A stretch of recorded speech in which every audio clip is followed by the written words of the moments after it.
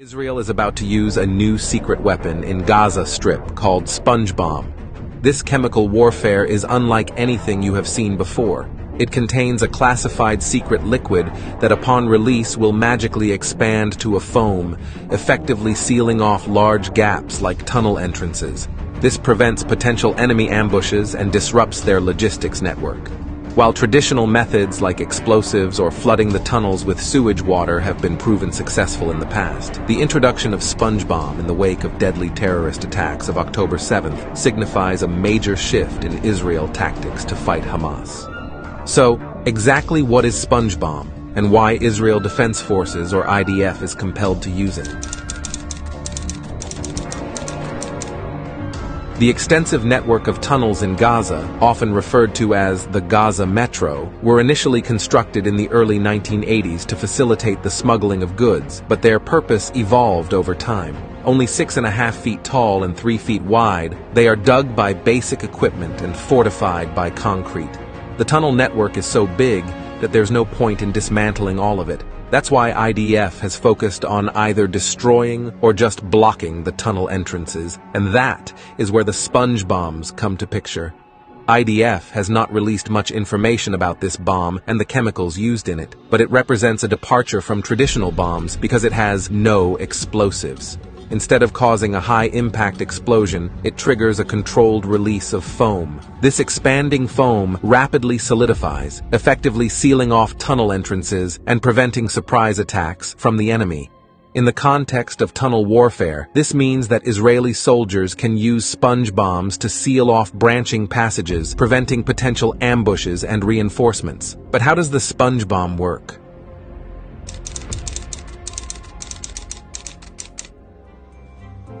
The concept is similar to the application of expanding foam in the construction industry. Take, for instance, this DIY alternative to instant concrete for setting a post that you can buy from Home Depot for $16. It is a two-part, pre-proportioned polyurethane resin that produces an expanding foam upon mixing. It comes in 2 connecting pouches containing different chemical components. To initiate the process, one bag is rolled against another to break the seal, allowing the 2 chemicals to combine. After thoroughly mixing for about 15 seconds, the bag heats up, indicating a chemical reaction. You then have a brief window to cut the pouch and pour it in the hole before it expands.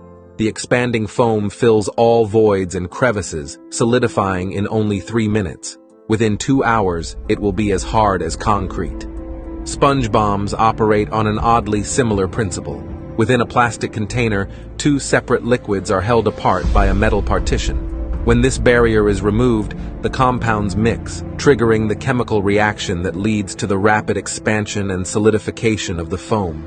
The result is a formidable barrier that can obstruct tunnel pathways effectively.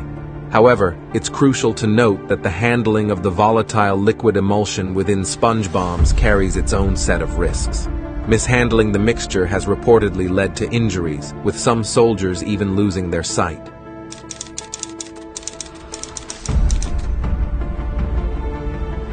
The IDF has reportedly trained soldiers to use the sponge bombs at the Israeli military's Mini Gaza, a mock-up of the underground tunnel system constructed at the Urban Warfare Training Center in the Negev Desert. While sponge bombs represent a significant advancement in tunnel warfare, their deployment raises several important considerations. The tunnel network is known to serve various purposes, including holding the October 7th hostages that are reportedly spread out in the tunnel network. That is why Israel cannot flood the tunnels or use non-lethal gas to force the enemy out of the tunnels.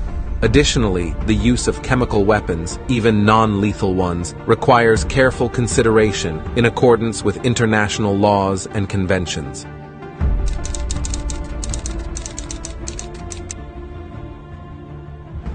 Most of the equipment that IDF uses on the surface does not work in the tunnels. They have to have specialized equipment to breathe, to see, to navigate, to communicate, and to deploy lethal means, especially shooting. That is why the IDF has implemented a range of technological adaptations to enhance tunnel clearance operations.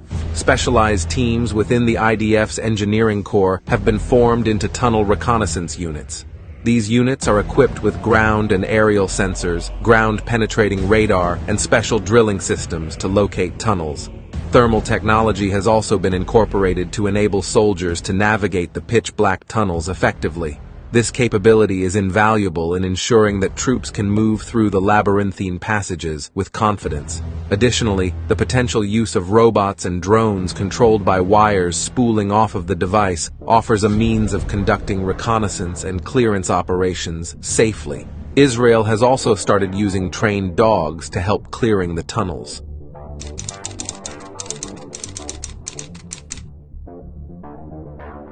Finally, let's not forget that it's not the first time that foam or slime has been considered for military use. American soldiers used foam as a non-lethal tactic to immobilize rioters in Somalia in 1990s. It's important to consider using sponge bombs within the broader context of the conflict in Gaza, which has persisted for decades, with both Israeli and Palestinian populations enduring significant hardships. Addressing the threat posed by the tunnels is just one facet of a multifaceted challenge that requires international attention and concerted efforts for a lasting and peaceful resolution.